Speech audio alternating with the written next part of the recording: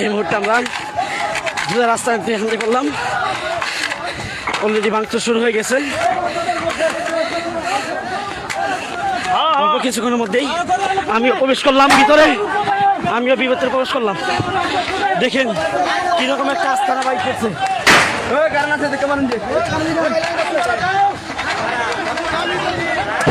দেখেন দেখেন ভাই,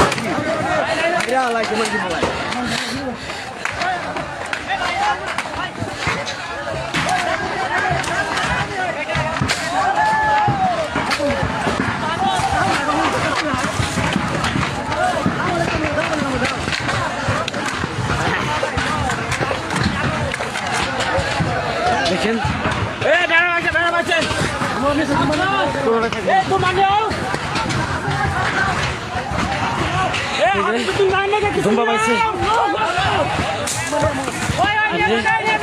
দাঁড়া ধুম্বা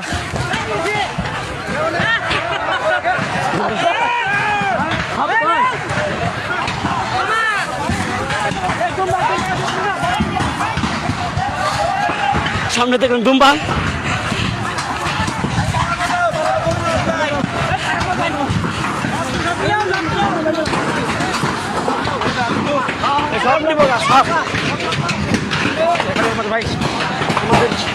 বাইক এখানে শহীদ করছে।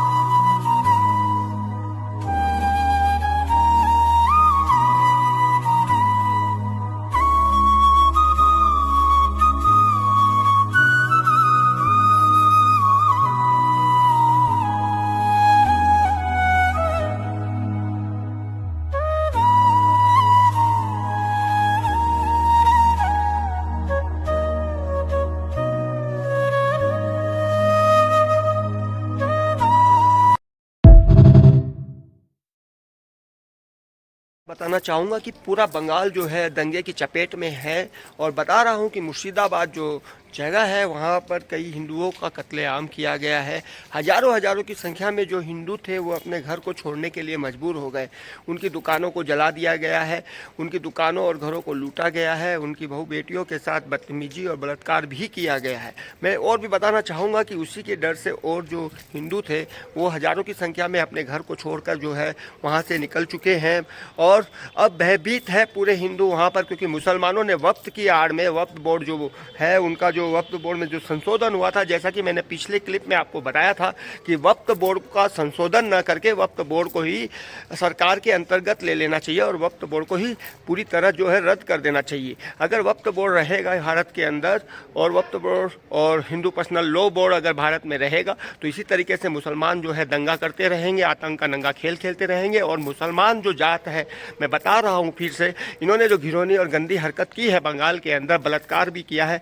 और मैं बता रहा हूँ कि लोगों के घरों की टंकियों में जहर मिला दिया गया, जिस नल से पानी आता था उस पानी के अंदर जहर मिला दिया गया, नदी नालों में जहर मिला दिया गया ताकि हिंदू जो है जहर से मर जाए। और इस तरीके की जो हरकत बंगाल में हो रही है वो आज पहली बार नहीं हुई है। अब जो हरकत जो हो रही है वो, जैसे आपको याद है 1990 के अंदर जो कश्मीर में कश्मीरी पंडितों को जिस तरीके से भगाया गया, मारा गया, काटा गया और 3 वार्निंग दी गई, वही सेम का सेम जो गेम है बंगाल में भी खेला जा रहा है।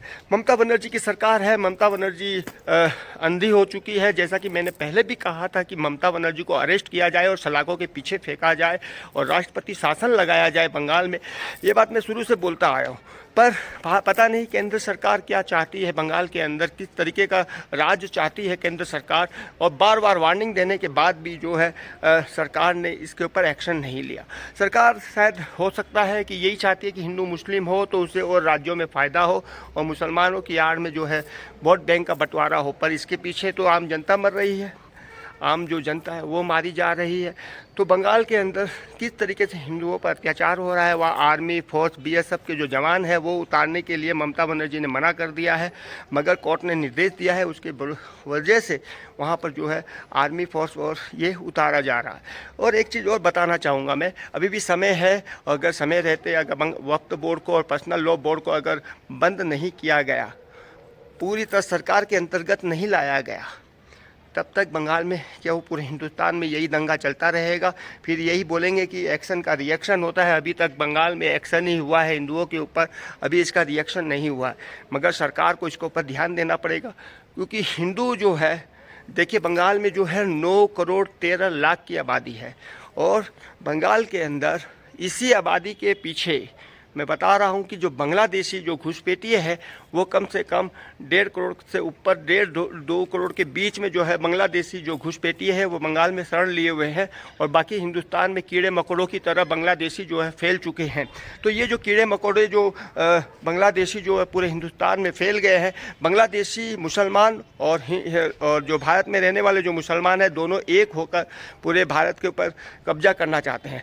यहाँ पर मुर्शिदाबाद के अंदर जो दंगा हुआ है वहाँ पर 65% मुसलमानों की आबादी है। अब मुसलमान वो चाहते हैं कि यहाँ पर आबादी कम होकर 90% मुसलमानों की हो जाए, और 90-95%, ताकि वहाँ पर एक तरफा राज हो और मुसलमान अपनी मनमर्जी से जो भी चाहे वो कर ले, जैसे कि कश्मीर के अंदर हो रहा है।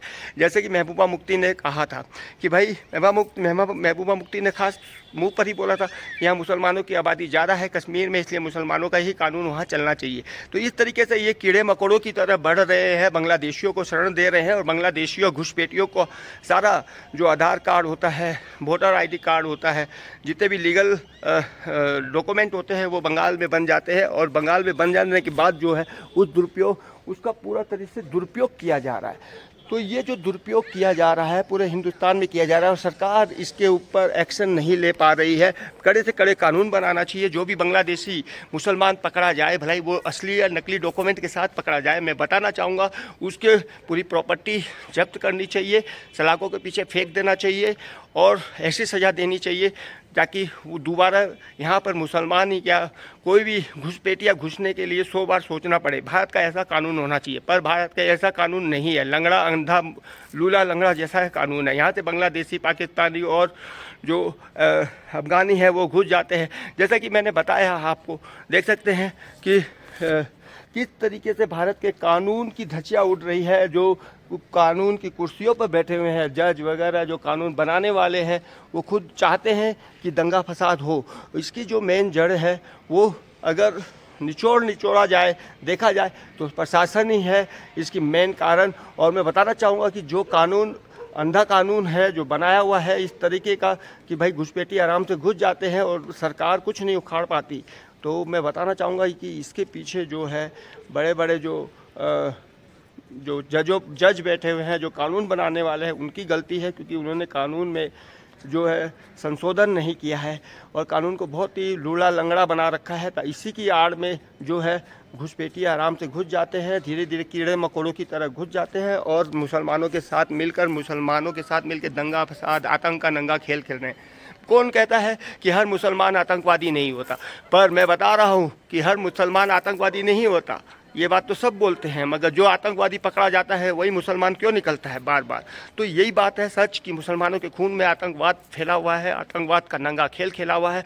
और उन्होंने जिस तरीके से मुर्शिदाबाद में सरेआम दंगा फसाद किया है, मारकाट किया है, बलात्कार किया है, मैं बताना चाहूँगा सरकार को कि अगर ये तत्काल एक्शन नहीं लिया गया, पिछले साल अब अगले साल जो है बंगाल में इलेक्शन है और सामने फाइट बीजेपी एंड टीएमसी की रहेगी। टीएमसी जो है पूरे मुसलमानों को साथ लेके चलेगी और हिंदुओं को फिर से बेवकूफ़ बनाएगी। जो बंगाल के जो बंगाली मुसलमान हैं, पता नहीं उनके दिमाग में क्या चल रहा है। और मैं बताना चाहूँगा कि ज़्यादातर जो दलित होते हैं, जो चंद्रशेखर आज़ाद जो दलितों का मसीहा बनकर मुसलमानों का दलाली कर रहा है और तलवे चाट रहा है, चंद्रशेखर आज़ाद, मैं बताना चाहूँगा कि आज वही दलितों के घर के लोग भाग रहे हैं, उसी दलितों के घरों के लोगों को पलायन करना पड़ रहा है, उसी दलितों को जो है घर छोड़कर दूसरे स्थान में शरण लेना पड़ रहा है, और उसी दलितों के घर में बहू बेटियों के साथ बलात्कार हो रहा है। जो चंद्रशेखर आज़ाद जो है, जिसका बाप मुसलमान है, मतलब जितने भी मुसलमान हैं, चंद्रशेखर आज़ाद जो है अपने जिसका बाप मुसलमान है वो अपने बाप को, अपना बाप मुसलमानों को मानता है, ये चंद्रशेखर आज़ाद। मैं बताना चाहूँगा कि चंद्रशेखर आज़ाद जो अब उसकी मुंह पर दही नहीं, मुंह पर टट्टी जम गई है, अब वो बोल नहीं रहा है। तो ये जो देश को तोड़ने के लिए, देश में नुकसान करने के लिए जो चंद्रशेखर ने गंदी हरकत की, मुसलमानों की गोद में जाकर बैठ गया है, तो अब चंद्रशेखर गया कहाँ? उनके मुंह से बोलती नहीं निकल रही है। यही दलित जो है घर छोड़ के भाग रहे हैं, इन्हीं दलितों की बेटियों के साथ बलात्कार हो रहा है। अब चंद्रशेखर आज़ाद गायब है, उनके मुंह से कुछ भी नहीं निकल रहा है। तो मैं बताना चाहूँगा कि अब सरकार को ही देखना पड़ेगा, केंद्र सरकार को, और जो भी उपद्रव किया है उनका सीधा इनकाउंटर होना चाहिए। भाई कितने ही लोग मुसलमान मारे जाए, कितने ही आतंकवादी मारे जाए, क्योंकि ये आतंकवादी है। और AIMIM के जो बड़े नेता मसीहा बनते हैं ओवैसी, उसके भी मुंह पर दही जमी हुई है। वो तो खुद ही चाहते हैं कि देश में आतंकवाद फैले। देश का बंटवारा हो चुका है 1947 में, और दूसरा बंटवारे की तैयारी कर रहे हैं, लेकिन इस बार बंटवारा नहीं होगा। मैं साफ साफ कह देता हूँ, आर पार की लड़ाई होगी। हिंदू भी अब इस बार जो है एक्शन का रिएक्शन होने के लिए तैयार है। फिर से बता देता हूँ, फिर ना कहना।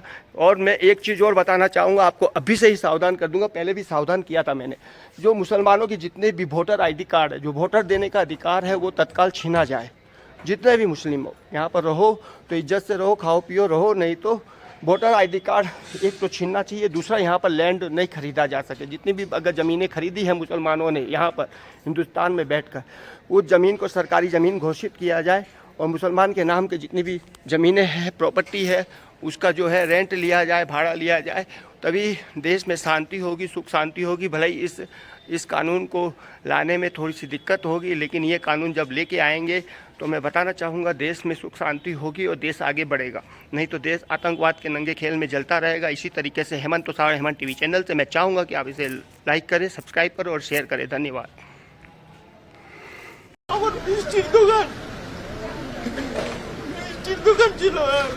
ছেলে এখানে কম্পিউটারের সব কাজ করছিল, সব কিছু নিয়ে চলে গেল। মিষ্টির দোকান ছিল, ছেলের কাজ করছিল, সব কিছু কাগজপত্র ছিল, সব লুটপাট করে টাকা পয়সা সব ছিল এর মধ্যে।